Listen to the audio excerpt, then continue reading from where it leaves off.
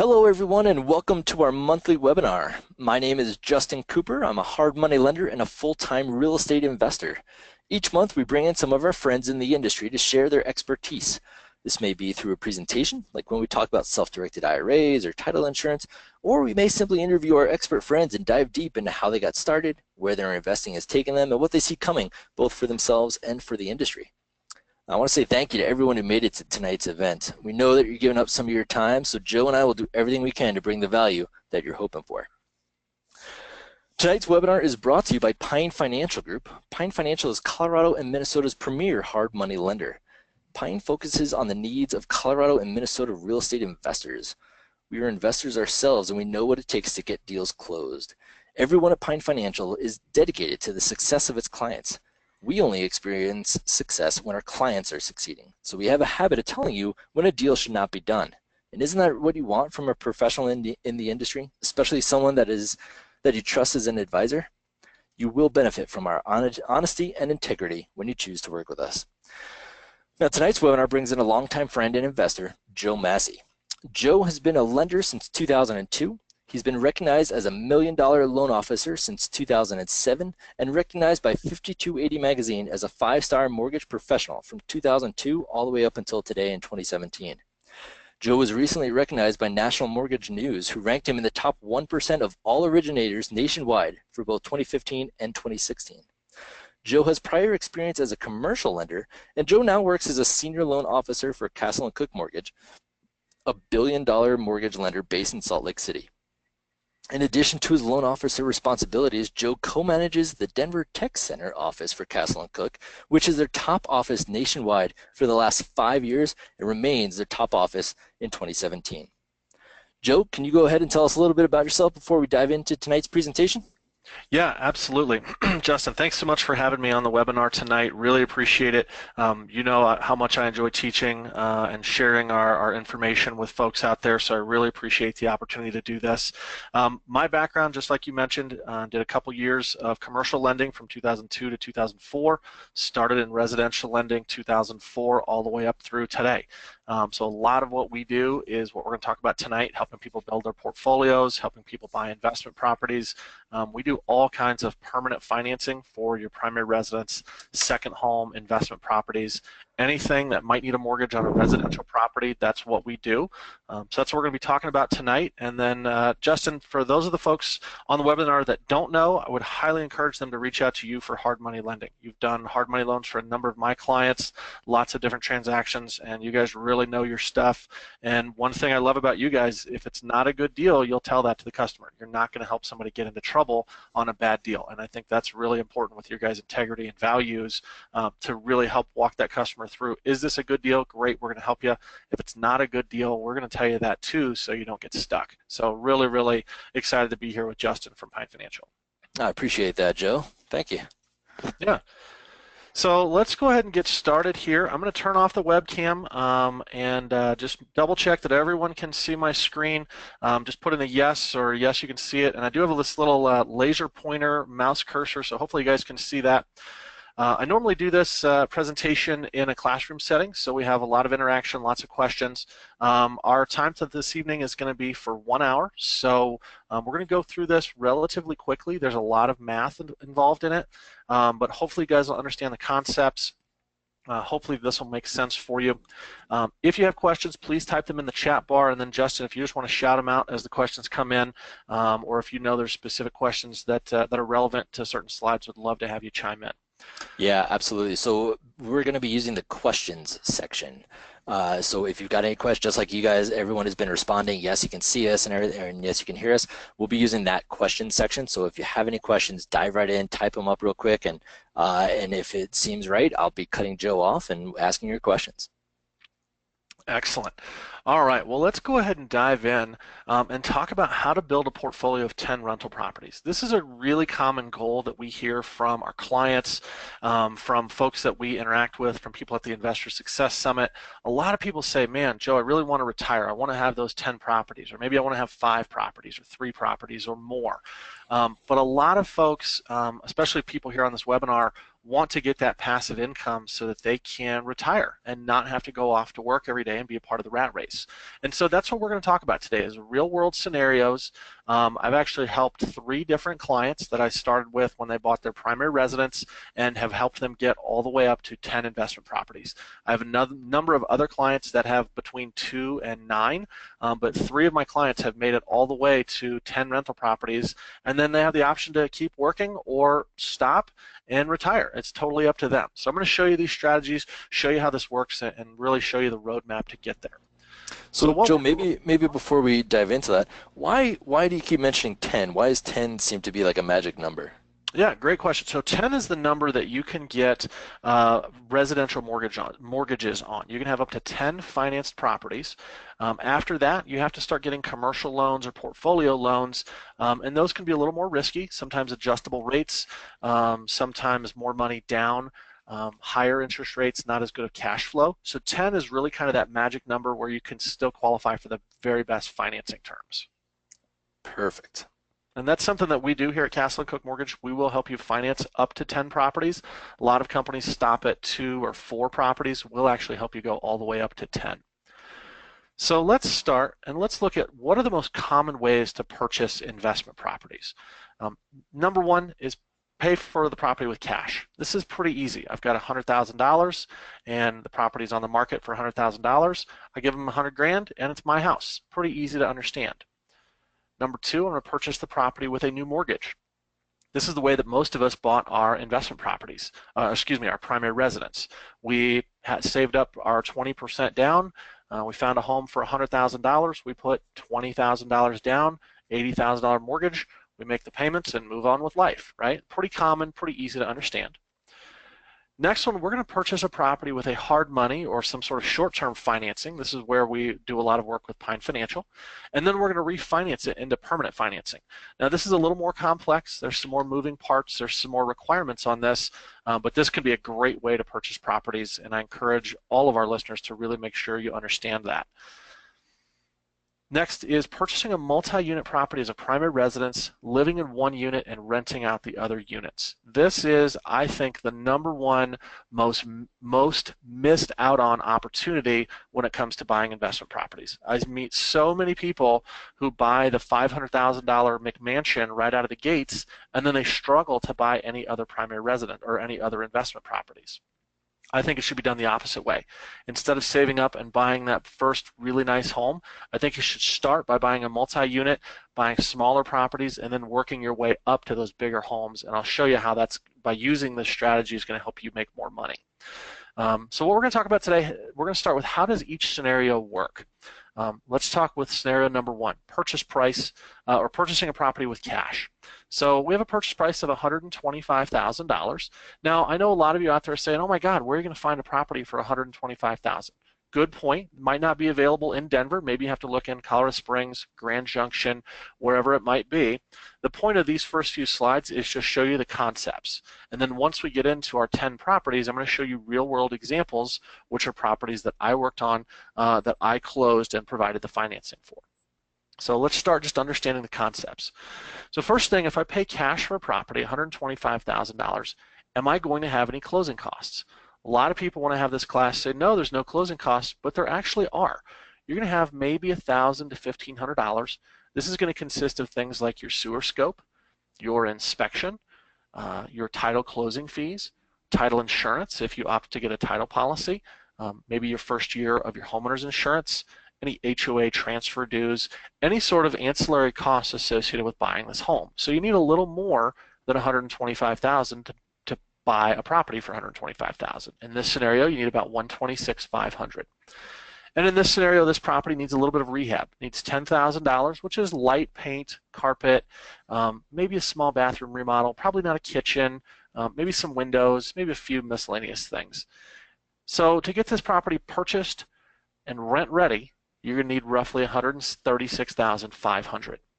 Now, once you've bought this property, you're going to start renting it out. And over here on the side is going to be our cash flow statement. Now, this is going to look a little complex, but we're going to start looking at these for every one of these properties. And what you're going to start with is your annual rental income at roughly $1,200 a month. Now, Justin, I want to ask you a question. If I find a property $125,000, fix it up and it's worth $136,000. Is $1,200 a reasonable rent number, do you think, in this market? Yeah, absolutely. I think that's a really good deal. Yeah, all right. This is a pretty good deal because we've got decent rents compared to our investment into the deal. All right. Now we're going to take that 1,200 a month times 12 months, and this is our annual income. We're going to make $14,400. We're going to have some vacancy. Now, vacancy right now in the Denver market is very, very low, and this is basically what happens when your tenant moves out. All right. Vacancy currently is less than 2%. Now, I always calculate vacancy between 3 and 5% because 2% is extraordinarily low, and I would expect it to increase at some point in the future. So that's going to give us our expected annual rental income. We're going to have expenses for taxes, homeowners insurance, repairs and maintenance. Now, we're not going to go along and pay $60 a month to repair and maintain this property. What's going to happen is we're going to have 3 or 4 months where we have no repairs needed. Then maybe toilet gets broken. We have to fix it. Then we have 6 months, no repairs needed. Then, I don't know, sliding glass door breaks and we have to replace it. All right, you're going to go along for a number of months and not have any repairs, but then you're going to have, medium to large ticket items that you have to budget for. And so that's what we like to do here is budget for those upcoming repairs you're going to have. So your total annual expense is roughly $1,870. Your net operating income is simply your annual rental income minus these expenses to give you your net operating income. So your annual cash flow in this property, roughly $12,000. And then of course that's going to give you your cash on cash return and your cap rate. Now also I'll hear a lot of people say, oh my God, these cap rates are too high. There's nothing like this on the market. That's true. It depends on where you're looking. All right, again, we just want you to understand the concepts, understand how this works. Sometimes you might have to pay a little bit more for a property that's going to rent for $1,200 a month. Other times in other markets, you might get a property that you pay $136,000 for and it rents for $1,500 a month. It all just depends on your market. What we want you to understand here are the concepts. So this cash flow, $12,098 is pretty darn good, I think. It's making over $1,000 a month. So the benefits of this deal is we're getting a great ROI. We didn't have to mess around with any pesky lenders, and we don't have any monthly payments. If my tenant moves out, I don't have to pay a bill. I don't have to send in the mortgage payment to the mortgage company. But there's some downsides to this. Number one, we need to have a lot of money. All right, we've got to have $136,000 to buy and rehab this property. And we might only be able to buy just a few properties. Let's say I only have $200,000 to invest. I can only do one of these. Or maybe I get lucky and find a property at $100,000 or $90,000. All right, maybe I could do two, but not very many. So what we want to think about is how can we spread that money out? And one way you can do that is scenario number 2. In this scenario, we're going to purchase with conventional financing. So in this scenario, let's say our purchase price is $150,000. Now, the new loan amount, I often ask this question in class, what is the minimum down payment in order to qualify for a new investment property? And I'm sure a lot of you out there are saying 20%. Well, Justin and I have worked on this a lot. He knows the actual answer is only 15%. So you can actually finance 85% of the purchase price for a new investment property. Now, I don't know if every lender has this program, but this is a program that we have here at Castle & Cook Mortgage. So your down payment is 15% of this $150,000, $22,500. Now, when you're purchasing a property with conventional financing, you are going to have some closing costs. Now, when you're putting only 15% down, you're going to have a little bit higher closing costs, a little higher cost, a little higher interest rate, as opposed to putting 20%, or if you're putting 25% down, that's going to get you the very lowest cost of borrowing. But in this scenario, I wanted to show this 15% down to show that it's a good option to purchase a property with not a large amount of cash out of your pocket. Now let's say this property needs $5,000 worth of rehab. This might be paint, carpet, cleaning, really maybe a couple of windows, really light landscaping, maybe not a lot, right? Total cash into this transaction, $33,000. Our annual cash flow statement, $1,300 a month. We've got a property worth $150,000 renting out for $1,300 a month, probably pretty reasonable.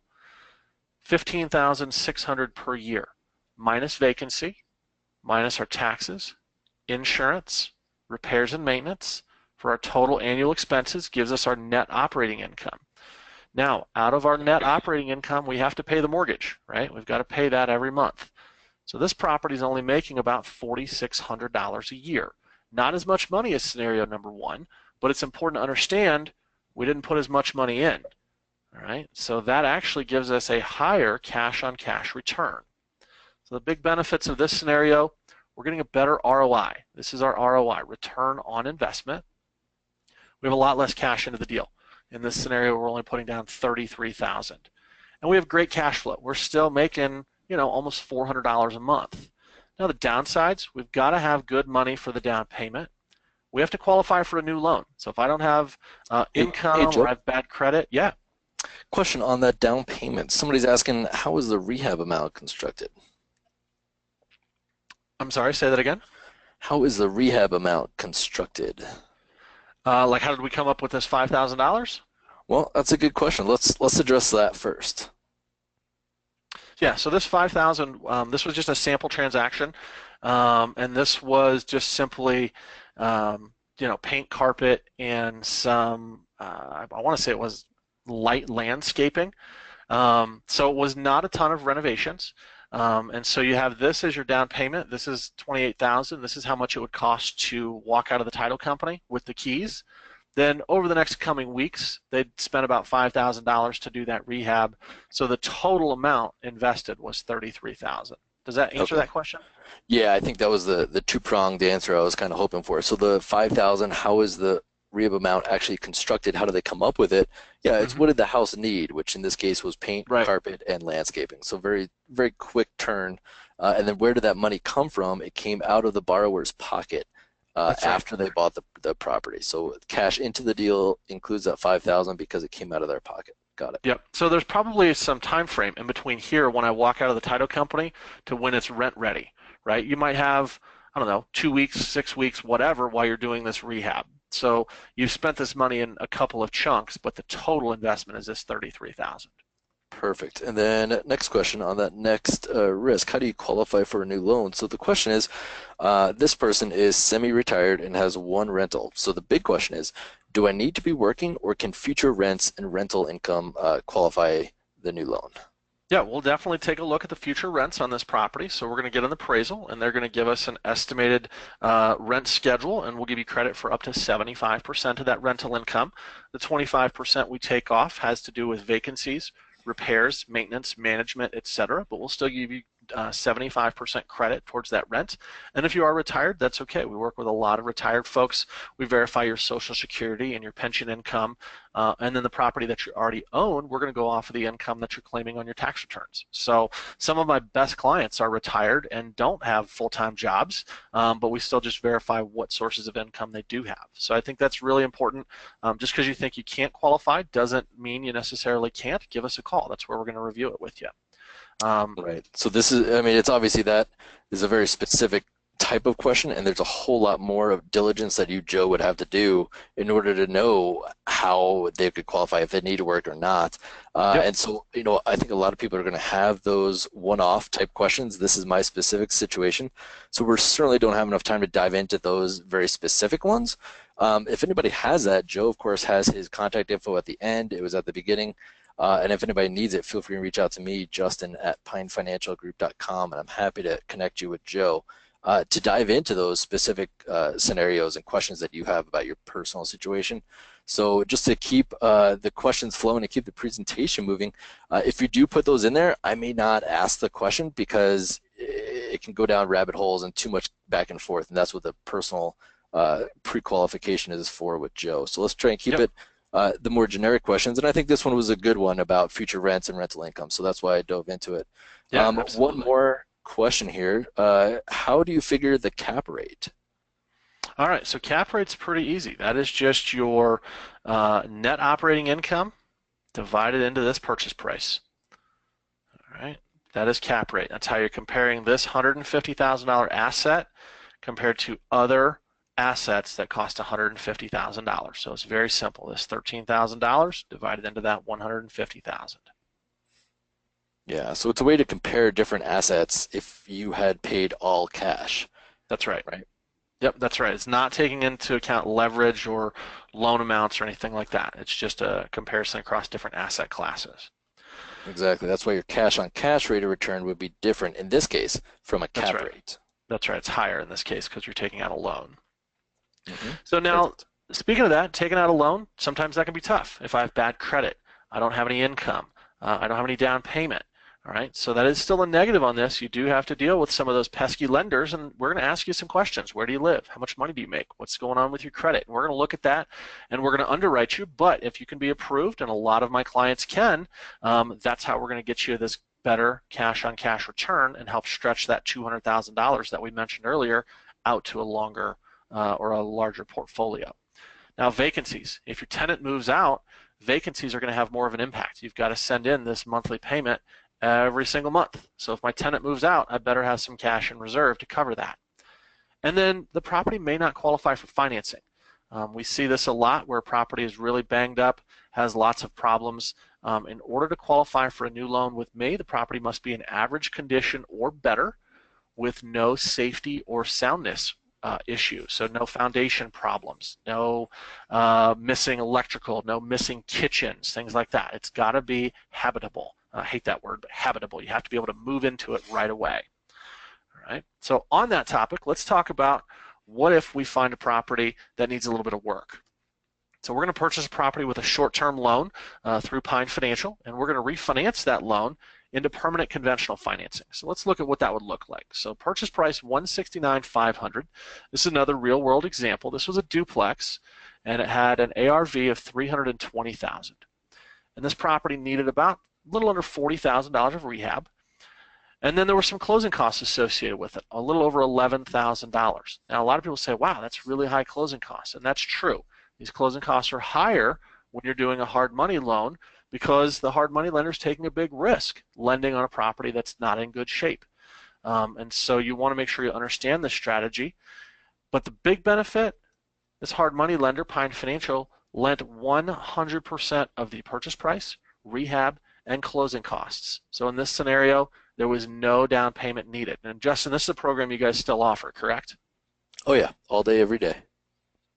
All right, so you've got to understand how this works. Justin is lending you 100% of the purchase price, rehab, and closing costs up to 70% of this after repaired value. So in this scenario, we walked away with the property with no money out of pocket. Now, after we do the rehab, takes a couple of months to do that rehab. We've got to pay Justin for our holding costs. Justin, you charge interest every month, right? That is correct. All right, so roughly $2,750 is the monthly payment in this scenario. Times 3 months that it took us to do the rehab, we had roughly $8,250 in holding costs. After that renovation was completed, we've got this whole $39,300 into the property. The property is going to be reappraised at this $320,000. And now we're going to do a refinance with Castle and Cook Mortgage. We're going to pay off that existing loan of $220,000. You're going to have closing costs again because it's a new loan, roughly $4,000, not as high as Pine, but still you want to factor this into your equation. And we're going to give you a new loan amount of $224,000. So at this renovation, or I'm sorry, at this refinance closing, you will have brought zero money to the closing. So you paid $0 out of pocket for the property, $0 to refinance the property.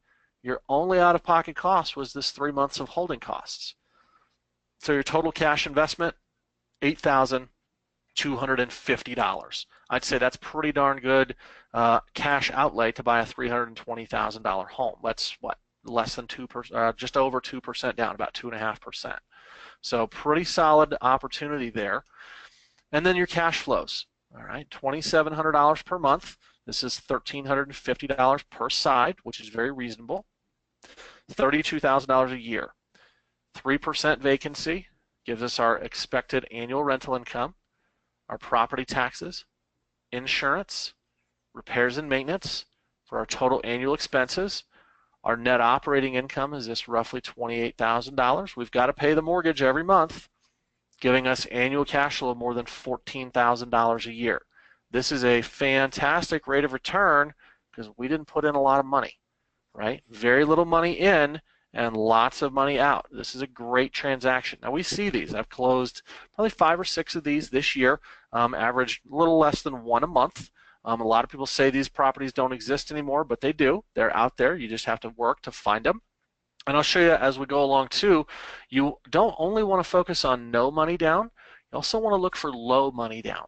So what if in this scenario the property needed $50,000 worth of work and you had to put $10,000 in yourself?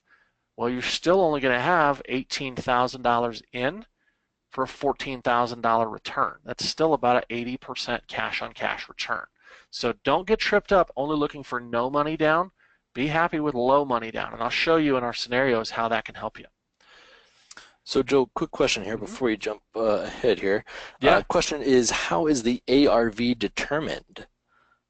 All right. How's the ARV determined? You're going to kind of guess. Just kidding. You want to have a real good estimate of that when you're looking at properties, and then Justin is going to have an appraiser. He's going to have the property appraised, and they're going to look at your scope of work, your budget, and then come up with what is that property going to be after that repair is completed. Is that right, Justin? That is correct. All right, so you want to have a good idea when you're starting it on your own, but then Justin is going to get that appraisal in order to double check those numbers. Any other questions on this one? I know this one is a little bit more complex. Let's see here. So is a short-term loan attractive to the seller, or does it make any difference? I think it can be. I think you still need to disclose that it is a loan, but I think you would say, hey, this is a hard money loan. We don't need any work done to the property. We're not worried about the inspection. We're not worried about any of the issues with the property. We're taking this property as is. And, here's my pre-approval for my hard money lender from Pine Financial. I think it is an attractive financing option for a seller, particularly if they're trying to sell the property with as little hassle as possible. Yeah, I agree. I don't think you should focus though that on telling the seller that it's a short-term loan. You should focus on the fact that the lender is okay with the property needing repairs, that the seller would not have to do repairs, that the lender can close faster than a conventional loan. Those are the aspects of the short-term loan that are more appealing than the short-term nature of the loan itself. I agree 100%. So let's look at the process and kind of how this works. So this is the process to purchase with a hard money loan. Number one, you're going to locate the property. Then you're going to get it under contract and prepare your repair budget and your analytics. And this is where you're going to start looking and seeing, is there sufficient ARV? You want to have a good idea of your ARV here. Once you have it under contract, you start looking at what you're putting into that property. That's where you really want to have that good understanding of the ARV and how much money you need to put in. Then you're going to close on your hard money acquisition loan with Pine. They're going to lend you up to 70% of that ARV, up to 100% of the purchase price, costs, closing costs, and renovation costs. So make sure you understand the connection between those two. Then you're going to work and you're going to repair the property, get it fixed up. Then you plug in a tenant and then call me so we can refinance and pay off Pine Financial. We're going to give you a refinance of that hard money loan. We're going to refi up to 75% of the new appraised value. Then you just simply hire a management company or manage the property yourself. I know it sounds easy when we're discussing it here.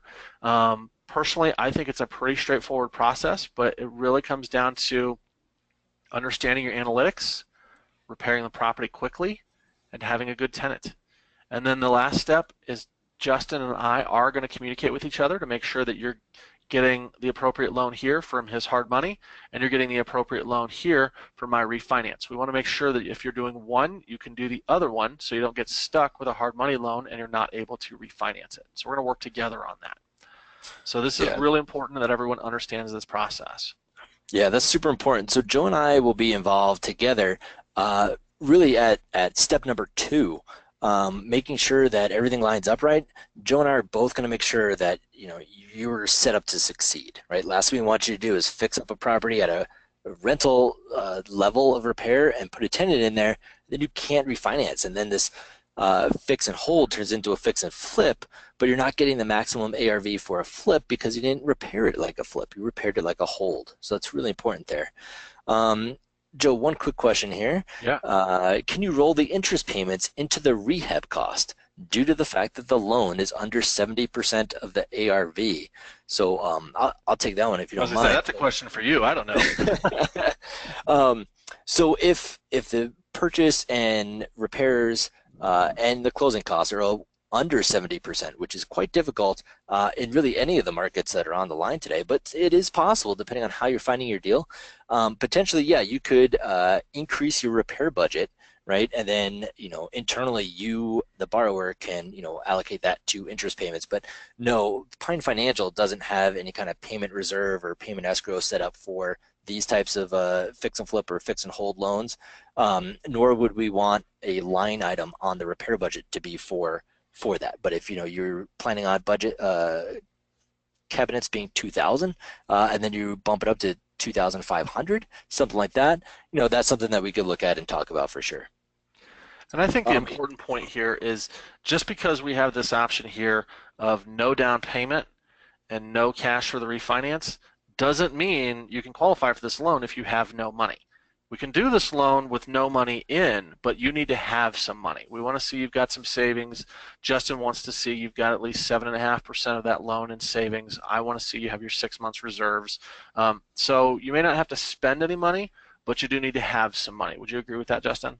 Yeah, it's super important. I mean, on this one, rehab 39,300. It could, what if there's a change order and it becomes 40,000 or 45,000, right? Where does that money come from? So we want to make sure you have money for that.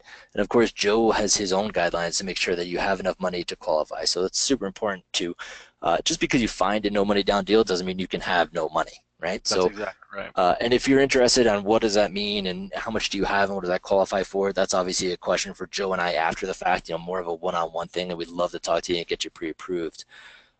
Here's a question for you.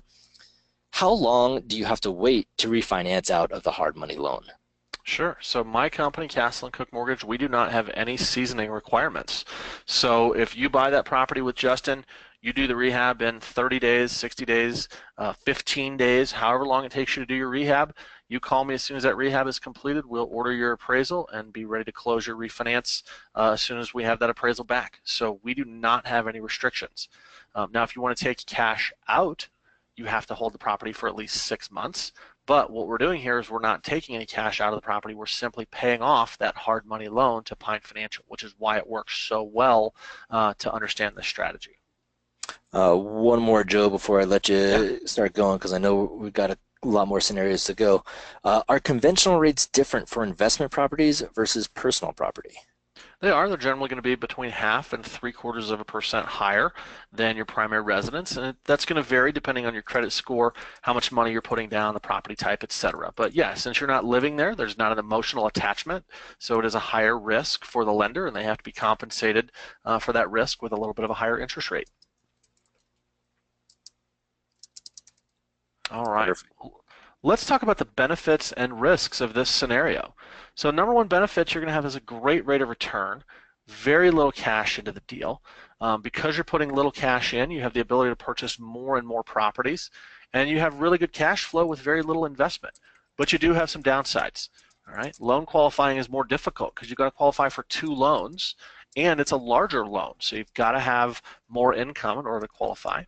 There's less equity in the property and more leverage on the investor, which means that vacancies are going to have a much higher impact. And ultimately, you may not have to put any cash into the deal, but you still need to have some cash. If you don't have any cash, you're not going to be able to qualify for this loan. But if you have some cash, this can be a great way to spread out your money and buy more and more properties. Now, the next thing is important to understand: the appraisal is the key determining factor on the approval of the loan. You need to be prepared to bring some money to the closing. You should expect to put between 3 and 15% into the transaction. And a lot of people say, well, how much is it going to be? Is it going to be 3% or is it going to be 15%? Well, that's going to depend on your transaction. I've had people, like I said, put down $0. I've had people put down 1%, 5%. I've also had people put down 10 and 15%, and those can still be great transactions. You need to understand the differences and review it, and that's where Justin and I are going to help you review those individual transactions. Now, it's also important to understand the scenario we looked at with no money down is a best case scenario. Your real world results can be different. We've had a lot of people do no money down. We've also had people do low money down. You need to be prepared to put some cash into that transaction. All right. Let's talk about scenario number 4. And I know the scenario 3 is the most complex one, but let's talk about scenario number 4, which is the biggest missed scenario, I would say. This is purchasing a multi-unit as your primary residence. So let's just say we find a triplex, 275,000. I actually financed one of these not too long ago in Aurora.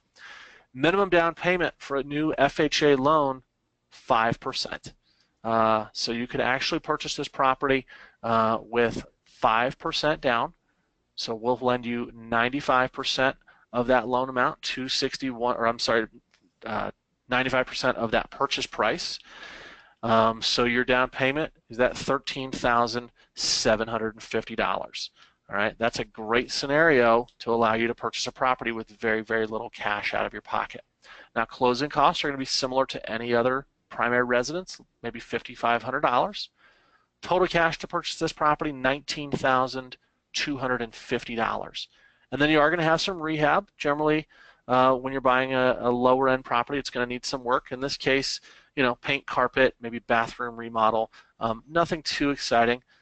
Total cash, a little under $30,000 is what it costs to buy this property.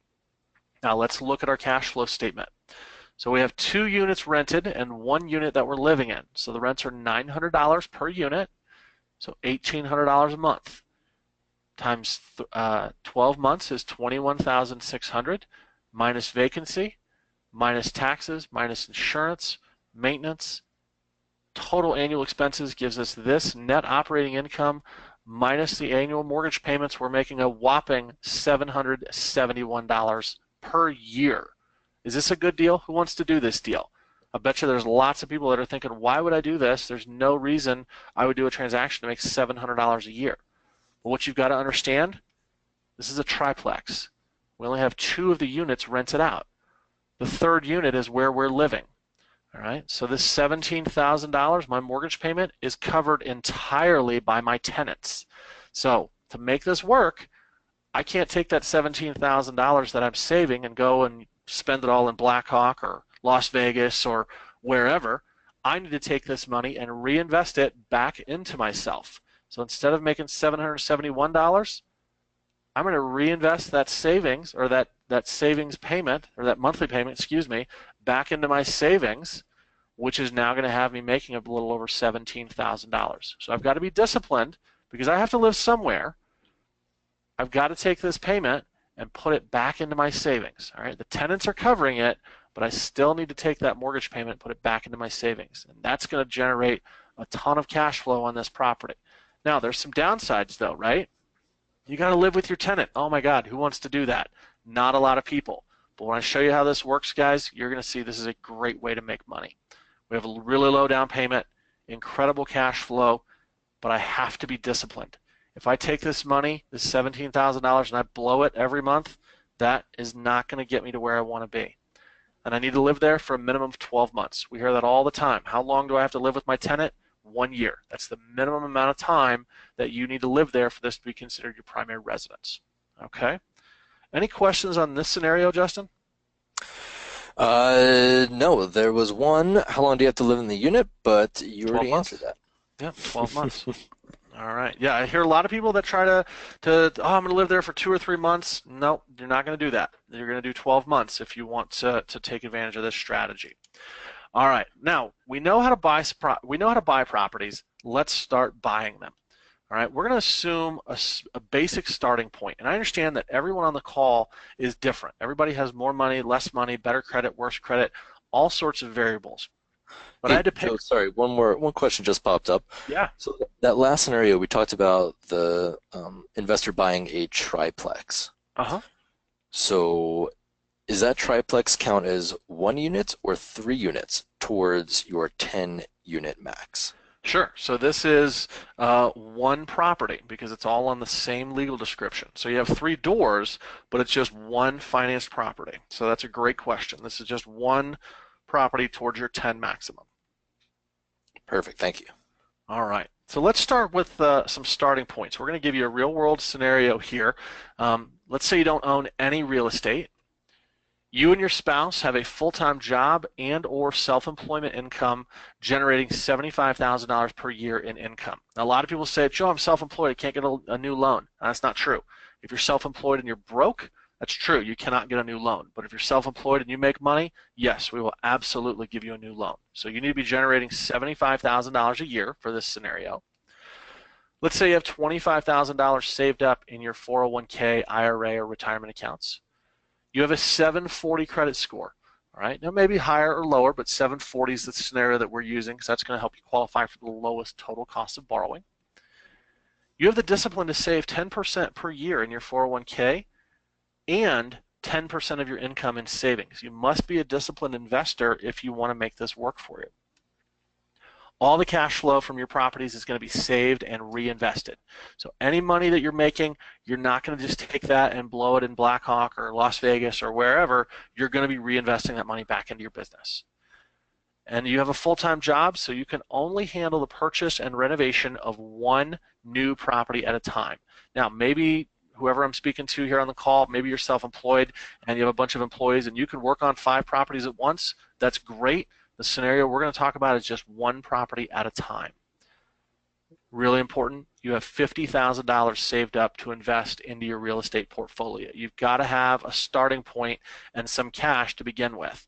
We looked at Justin's scenario where with no money down you can buy a property. That's true, but you need to have some money. You might not have to invest it, but you need to have some. Your starting point may or may not be different. In fact, it probably is. But this is a basic real-world example, and you're going to have strengths or weaknesses versus the scenario, which might help make you take longer, or you might be able to achieve 10 properties sooner, depending on your variables. Okay? Hey, Joe, quick question here before we dive to the Yeah. next slide. If you're looking to finance with a spouse, can you use the credit score of one spouse and the income of the other? No. If anyone that's on the loan, we're going to look at their income, and we're going to look at their credit. Gotcha. Okay? Good question. All right. Let's talk about the market. We're going to make some basic assumptions.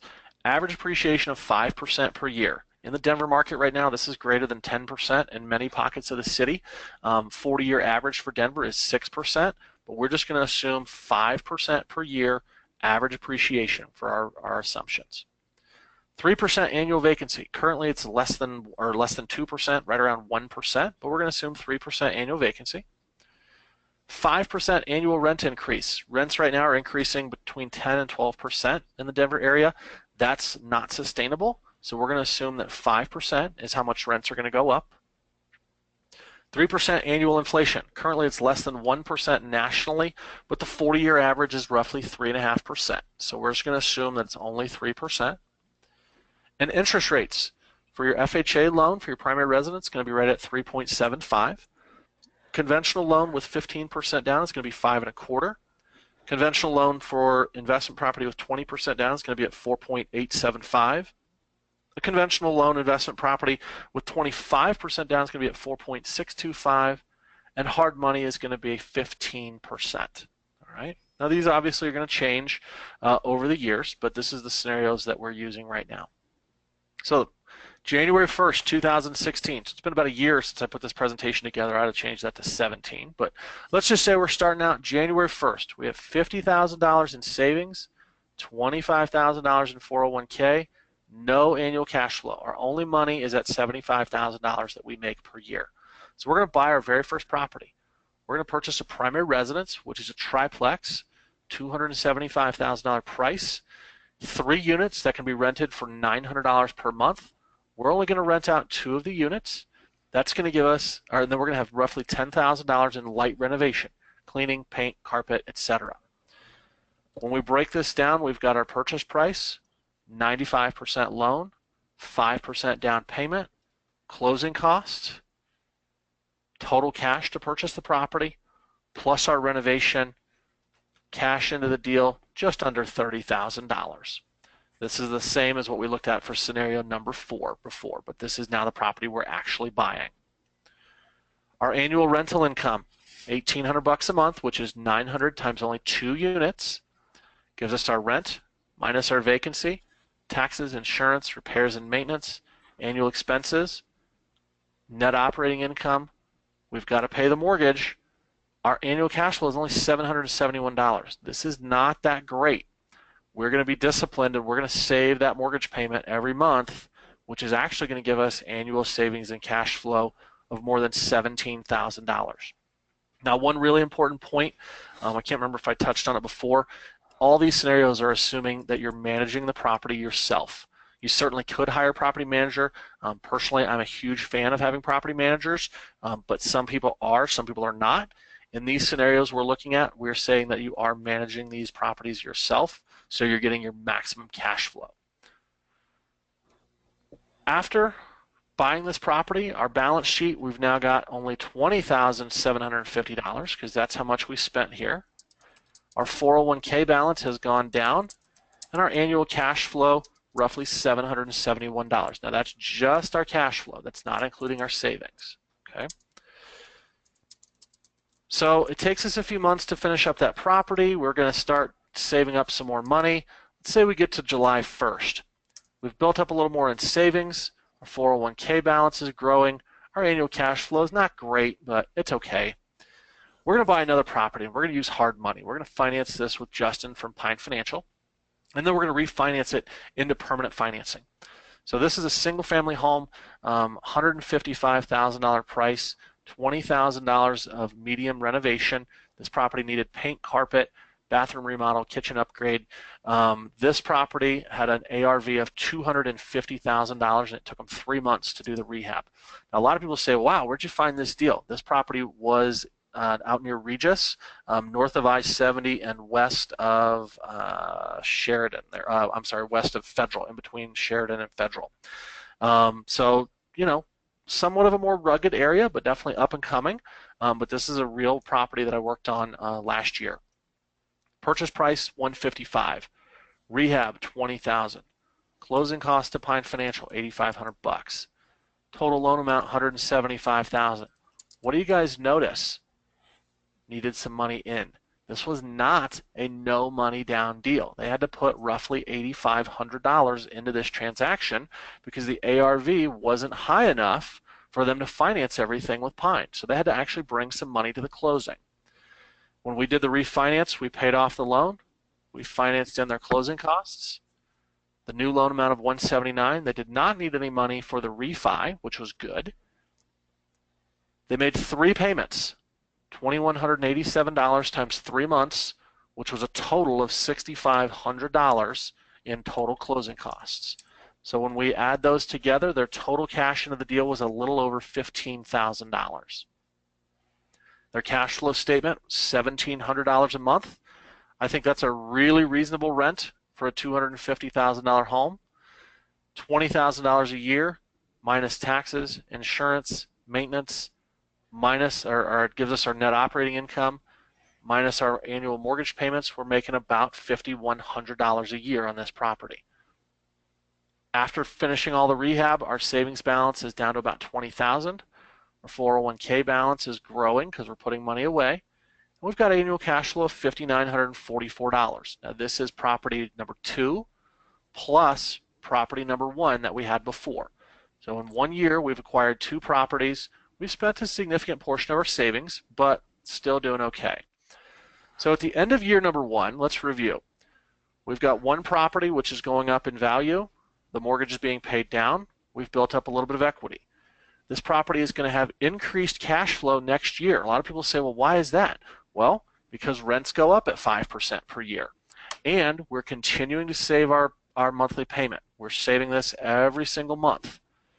Property 2, value's not gone up as much because we haven't owned it as long. The mortgage balance has not gone down as much. We haven't owned it as long. It's got some equity. And then we're going to increase those cash flows next year, or increase the rents for increased cash flow next year. Hey, Joe, can you jump back to that savings in lieu of payment for $17,000? Chat Sure. with me about that. How did that come up? So this is all the way back from property number 1 because we're living in 1 unit and our tenants are living in the other 2 units. Our tenants, the entire payment that they're making is covering that mortgage payment. All right?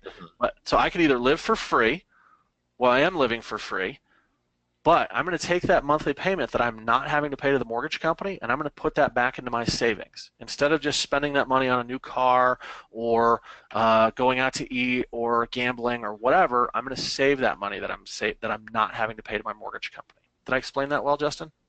Okay, so if you were renting or you owned a house, your normal mortgage payment over the year would be like 17,000 or something like that. Right. I've got to live somewhere, right? Gotcha. If I can get my tenants to pay those payments for me, then I can save that money every single month. Now, if I'm not living with my tenants, if I'm living in my single family home, I don't have this savings in lieu of a monthly payment because I've got to pay to live wherever I'm at. Gotcha. All right. So that's why it makes a lot of sense. And scenario number one or property number one is a very, very big missed opportunity for people. All right. Let's review our portfolio. We've got 2 properties that we own, 3 doors rented, $540,000 total value. We have a little over $434,000 in mortgages. Our cash balance is about $21,000. Our 401k balance is increasing. Our net cash flows next year are going to be roughly $7,800, and we're saving $24,541. This savings here consists of our savings in lieu of our house payment plus 10% of our $75,000 annual salary. So it's important to be saving that money to use to buy more properties. So let's roll into 2017. Let's buy another property. Let's buy a duplex using hard money and refinance this into permanent financing. This was $169,500 price.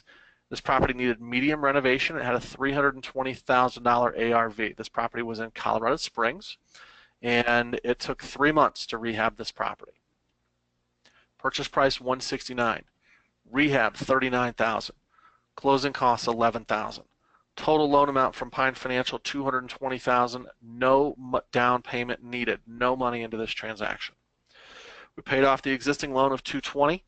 Our closing costs of roughly $4,000. No cash needed for the refinance. However, we did have to make 3 payments while we were doing our renovations, roughly $8,250 in total closing costs. So our total cash into this deal, $8,250. Let's look at our cash flow statement. $2,700 a month. That's 2 units at $1,350 a month because it is a duplex. Times 12 months minus vacancy. We take out our taxes, insurance, maintenance. We've got to pay the mortgage. We're making about $14,000 a year on this property. After completing all of our renovation, our savings balance has gone down a little bit. Our 401k balance is continuing to grow, and our annual cash flow is really starting to grow now. Now we're making over $20,000 in annual cash flow. So now let's sit around for a while. We're finishing this renovation in May. We're going to let our tenants go in there. We're going to wait till about November to buy another property. The reason we're waiting, because we're running out of money. We had to wait for our savings balance to keep building up. Okay? But now let's just purchase a turnkey rental property. Nothing fancy, regular property, nothing exciting. Condo. This is a property out near the airport off of Tower and 58th is where this property is located. $150,000 price, rents of $1,350 per month, HOA of $180 per month, roughly $1,000 of renovation. This is like cleaning and placing the tenant. Very, very minor renovations. Purchase price $150,000. New loan amount $127,500 because we're going to lend you up to 85% of that purchase price. 15% down plus your closing costs. You're walking out of the title company with $28,000 spent to buy that property. $1,000 in rehab. Total cash into this deal only $29,000. Very, very low investment. Your annual income statement $1,350 a month times 12 months. Minus repairs, or I'm sorry, minus vacancy, taxes, insurance, repairs. Don't forget HOA dues. This is a big one I see people miss. You have to factor in that $180 a month. Annual mortgage payment, you're now netting roughly $3,400 a year on this property. Okay, this is turnkey. Didn't need a whole lot. So in December, we look at our savings balance, our 401k balance, and our annual cash flow.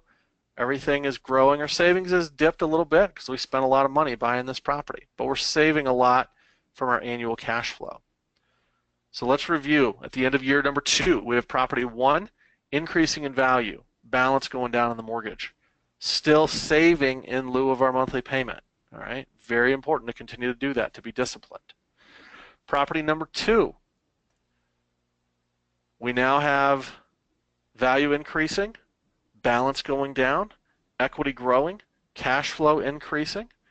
Property number 3, values increasing, balance on the mortgage going down, cash flows are really good. Property 4, value hasn't gone up a whole lot because we just bought it just a month ago. Balance is going down just a little bit, not a ton of equity because we just bought it. Cash flows, we can't increase the rents yet because we just bought this property. Our portfolio total, we have 4 properties owned, 6 doors rented, over $1 million in real estate. We can now say we're a real estate millionaire. We're not net worth millionaire, but real estate millionaire. $770,000 in mortgages. Our cash balance is $16,000. 401k balance $40,000. Whoops. Annual net cash flow $29,000, and we're saving $24,000 in lieu of our payment and 10% of our annual income. Let's buy another property. Property number 5. Let's buy another property, single family home, using hard money and then financing it with permanent financing. This was a property in 80219 Southwest Denver. Paid $165,000 for it, $25,000 of medium renovation. ARV on the property was $270,000. It took 3 months to rehab this property. The purchase price, again, $165,000, rehab of $25,000. Closing costs $9,500. Total loan amount $189,000. Guess what? We had to bring some money to the closing on this. We did not do this for no money down. We had to put some money in to buy this property, but that's okay. Low money down is better than not buying a property at all. At the refinance, we paid off the loan of $189,000, financed in the closing costs. The new loan amount was $194,000. No money needed for the refinance. It did take 3 months to do the renovations. Payments of $2,362 times 3 months, roughly $7,000 in total holding costs. Total cash investment $17,587. Now, a question I often get in class, Joe, how'd you invest $17,000 in this when you only had $16,000? Well, the reason is $10,500 is what happened on day 1 to buy the property. These carrying costs came periodically every month for the next 3 months. So while this is the total, this didn't happen on January 1st. These additional payments happened in February, March, and April. All right, so you never actually had to dip below 0 in your savings balance. It looks like it when you take a snapshot like this, but you never actually went below 0. Our annual cash flow statement, $1,700 a month in rent times 12 months, minus taxes, insurance, maintenance, minus our mortgage payment. We're making $6,200 a year on this property. $6,200 a year in a $17,000 investment. It's more than 30% on your money. I think that's an incredible return. I see people miss out on transactions like this all the time because they say, well, I would have had to put $5,000 or $10,000 into it. I didn't want to do that. I was looking for a no money down deal. Trust me, look for low money down deals. You will make more money with them. All right, May 1st, we've rebuilt our savings balance completely. Reason being, we have a lot of cash flow coming in and we're still being really disciplined about saving our money. Let's buy another property, property number 6. We're going to wait a few months, let this cash flow or let our savings balance build back up. We're going to purchase a rental property needing minor rehab, $125,000 price. It's going to rent for $1,200 a month, $200 a month in HOA, and roughly $12,000 in medium renovation. Purchase price on the property $125,000. New loan amount 15% down, $93,750. I'm sorry, I'm lying to you. That's 25% down we're doing in this scenario. So $31,250. Closing costs $3,250. You'll see when we're putting more money down, we get lower closing costs. All right. Total cash in $34,500. Rehab $12,000. $46,000, $500. Now we're stretching. We're using almost all of our savings, but that's okay. Annual rental income $1,200 a month times 12 months, minus taxes, minus insurance, minus maintenance, HOA dues, don't forget about your HOA. I see people make bad decisions when they don't factor in that $200 a month in the HOA.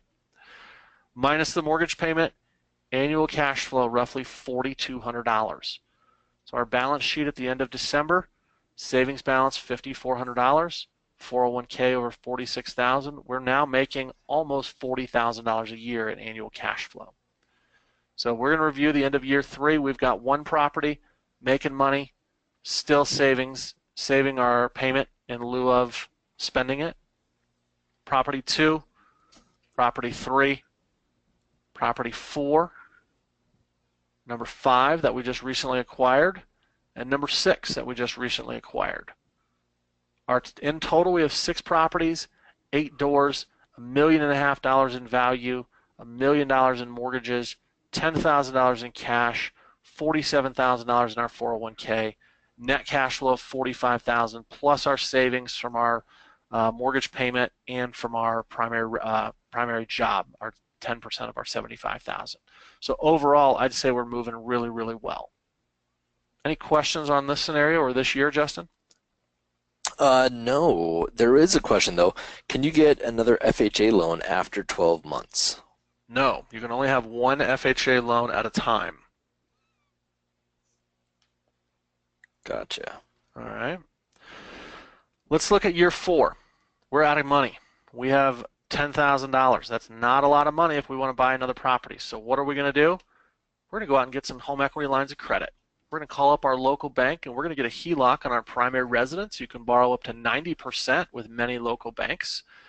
Our property is worth $318,000 minus our first mortgage. We can get up to $40,000 on our HELOC.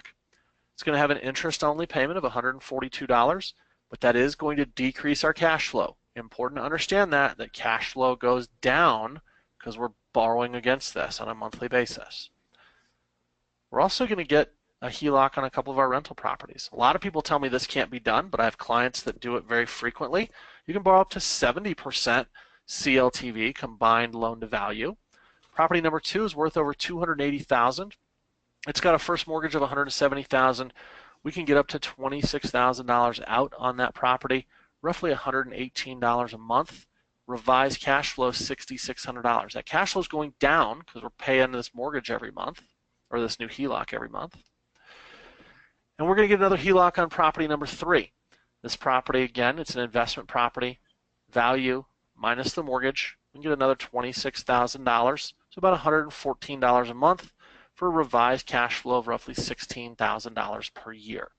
So at the end of February, after we've closed on all of our HELOCs, we have over $100,000, $48,000 in our 401k, and over $40,000 in annual cash flow. So we've traded in $5,000 a year in cash flow for $100,000 in cash. Hopefully that makes sense to everybody. Cash flow is going down because we're borrowing money from these HELOCs. Okay? But now we have $100,000. What are we going to do? Let's buy some stuff.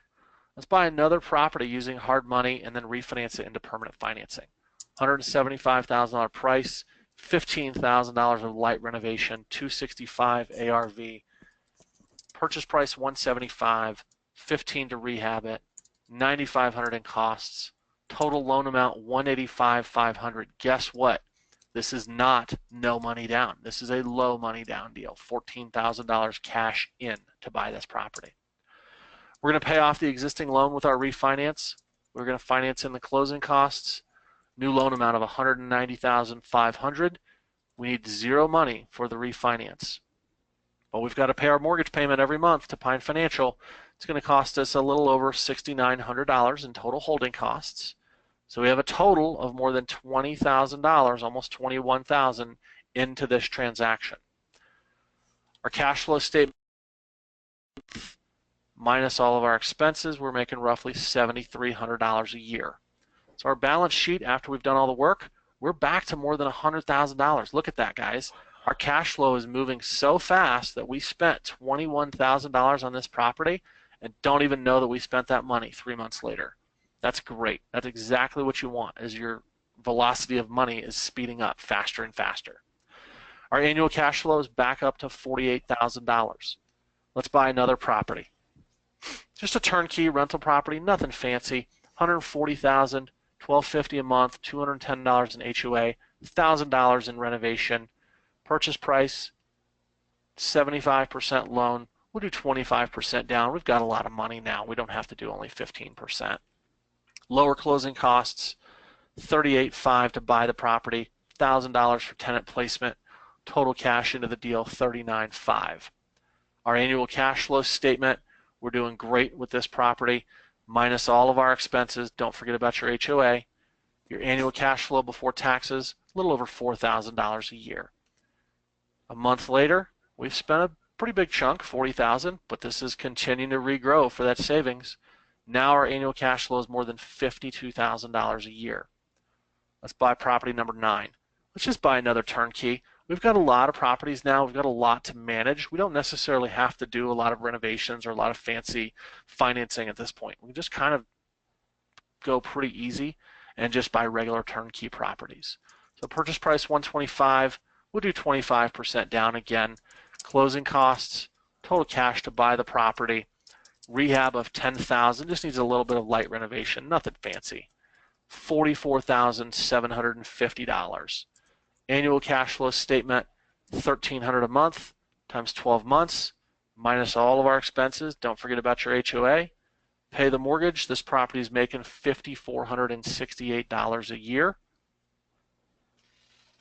Our balance sheet, we now have $35,000, $51,000 in 401k, $57,000 per year that we're making in cash flow.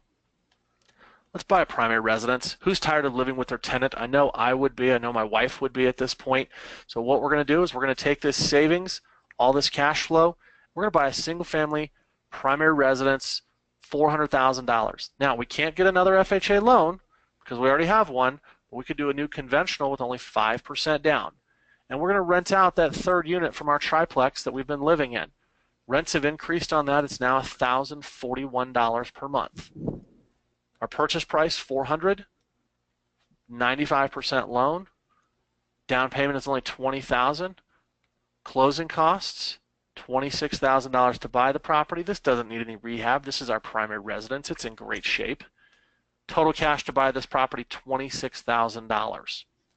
Pros and cons of buying a new primary residence. We finally get to benefit from our hard work with a nice new home. We don't have to live with our tenants anymore. Now we can rent out the former unit for an additional $12,500 in annual income. But don't forget, we are now giving up that mortgage payment savings. We now have to start paying our own mortgage because our tenants don't pay it for us anymore. I guess they do with all this cash flow we're making, but they're not paying it for this specific property. So at the end of August, we're down to $16,000 in savings, $52,000 in 401k, and more than $70,000 in our annual cash flow. Let's review at the end of year 4. Property 1, going up in value. Cash flows are terrific. Property 2, increasing in value. We've got a HELOC on it. Don't forget about the payment there. Property 3 also has a HELOC, still making good cash flow. Property 4, number 5, property 6, 7, 8, property 9, and property 10 is our primary residence. There's no cash flow on this, but it is increasing in value during the time that we own it. So in summary, we now have 10 properties, 12 doors rented, $2.5 million of real estate, $1.8 million of outstanding mortgages. We have more than or almost $50,000 in cash, $55,000 in our 401k, $75,000 in annual net cash flow, and our savings is now only $7,500, which is still 10% of that monthly income that we're receiving, all right, from our job. So let's look at where we started and where we are now. In January 2016, we were a tenant. Now we're a homeowner and a landlord. We used to have $50,000 in savings. Now we have $49,119. So think about that. It cost $881 to get more than $2.5 million of real estate. This is real world examples, guys. All the properties I showed you were transactions that I've worked on and Justin has worked on.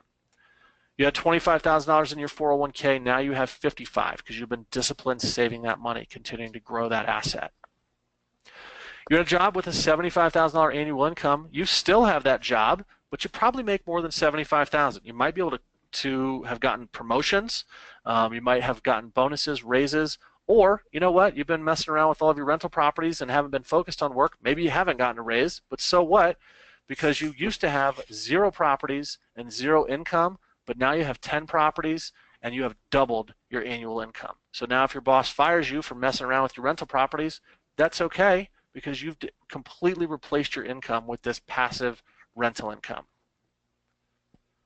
Your net worth was $75,000 when you started. It is now $771,000, 10 times your net worth in 4 years. You accomplished all of it with a $75,000 salary, initial starting point of $50,000 in savings, $25,000 in retirement. The keys to this are discipline, being willing to save your money, willing to live with your tenants, flexibility, buying multiple property types, different mortgage types, and time. It did not happen overnight. We spent about 4 years accomplishing this, but that goes by really, really quickly. I'm sure you can ask Justin, myself, any others. When you start investing in properties, the time goes very, very fast. That's pretty much where you would end in this scenario. Your scenario might be better, might be worse. Maybe you make more money, maybe you have more money, maybe you make less money, etc. Depending on where you're starting will dictate how quickly you can get over here, but it all comes down to these 4 keys. The last couple of slides I have is all of the information for Kevin, Travis, and Justin over at Pine Financial. Charles Roberts with Your Castle was the real estate agent on a number of the transactions we looked at. And then the very last slide is what I do. We do conventional financing, FHA, VA, investment properties, purchases, refinances, investment property, or first-time home buyers, second homeowners. Everything that we've looked at today is the type of transaction that we offer. The very last slide is our mortgage calculator, which you can install on your smartphone to plug in purchase prices and get monthly payments very quickly. And then what I'd like to do now is open it up to questions. What else should we talk about, Justin? Yeah, so in the scenarios here, who was managing the property with? Is this all self-managed? Self-managed. Yep, I mentioned it early on, but I think I forgot to cover it in detail. But it's all self-managed. If you have a property manager, which I'm a big advocate for property managers, I actually have a manager that handles all of my properties personally. But guess what? I make a little bit less money because I'm paying basically an employee to take care of those. But in this scenario, these were all self-managed. Gotcha. So if somebody's brand new and they don't really know how to manage properties, do you have any good resources, someplace you might send somebody to learn about that? You know what? I would encourage them to talk to you, Justin. Pine Financial, the guys at Justin, they do a lot of their own management. They can show you the pros and cons, tips about that. You can do a lot of research on it. If you're not comfortable managing it yourself, hire a manager. The $120 a month that I pay to my manager is worth its weight in gold. Yeah, so Pine Financial, we of course own rental properties and have our own personal portfolios. We're all real investors ourselves in addition to doing the hard money. We also teach a lot of other classes, not just this once a month webinar, but we do teach a lot of live in-person classes and events. We host our Success Summit once or twice a year. And we usually have property managers there. We have lots of investors who self-manage, and some of the classes are about property management or managing rental properties. So that's just some of the things that Joe and I can provide. But there's tons of resources. There's other meetup groups you can join specifically around being a landlord. There's online resources like biggerpockets.com, other things like that to start going out there. And then, of course, if you want to pay money, there are courses that you can pay money for and go to a 3-day boot camp or get, a stack of CDs if they even still do that, or, online access to the different courses. So there's lots of ways to learn how to be a landlord. Yep, I agree. All right, let's see if there's anything else. Do you ever loan out-of-state properties? Do you ever loan for out-of-state properties?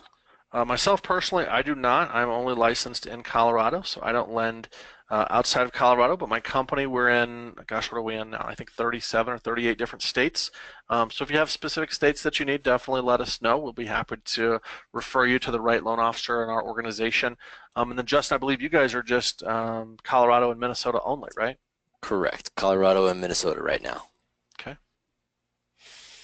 All right. Well, Joe, I think that's about all the questions that we've got right now. So, Joe, really appreciate you spending the time showing the math, really working through everything that you just did. There's so much math and stuff on here that we did try to record it. So far, so good as in regards to recording this. What we're going to do is we're going to upload this onto Pine Financial's YouTube page, and then what we're going to do from there is try and email out the link. So if you're not familiar, go to YouTube, find Pine Financial. I think that's the name of our page, Pine Financial, and subscribe to the YouTube page. That would be the best way to find out when we are putting this webinar up there. We've got a lot of our previous webinars and other classes and other things on there as well. So a lot of great information on our YouTube page. Joe, somebody says the link doesn't work for your app. The link doesn't work for the app. I wonder if that is no longer valid. All right, I will look for the webinar recording on YouTube, and we'll put an updated link on there. I do notice this one is a pretty old one. So I will get a new one. I will add it in the comments section once we have the recording up on YouTube. So I apologize for that. I'm surprised that it does not work. Perfect. So Joe does, I use this app all day, every day. You could also just shoot Joe an email and just say, Yep. Joe, great webinar. Give him a big testimonial for the webinar. I mean, we all love getting testimonials and stuff. So shoot Joe a quick testimonial about how awesome this was, if you got some value from it, and then just, make a little comment, send me the updated link for the app, and Joe will Yep. send that out to you. Yep, absolutely. Sorry about that, guys, but we try to make sure these are always updated, but I do see that's an older link there. Very good. All right.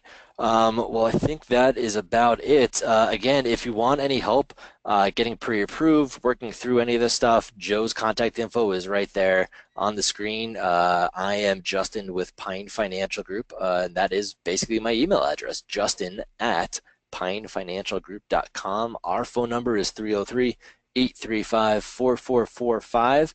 We host these webinars once a month, as well as, like I just said, a lot of other events live and in person. So I hope you all can join us on the next webinar or the next class. Thanks for attending. Thank you so much, Justin. Anybody that has questions, give us a call.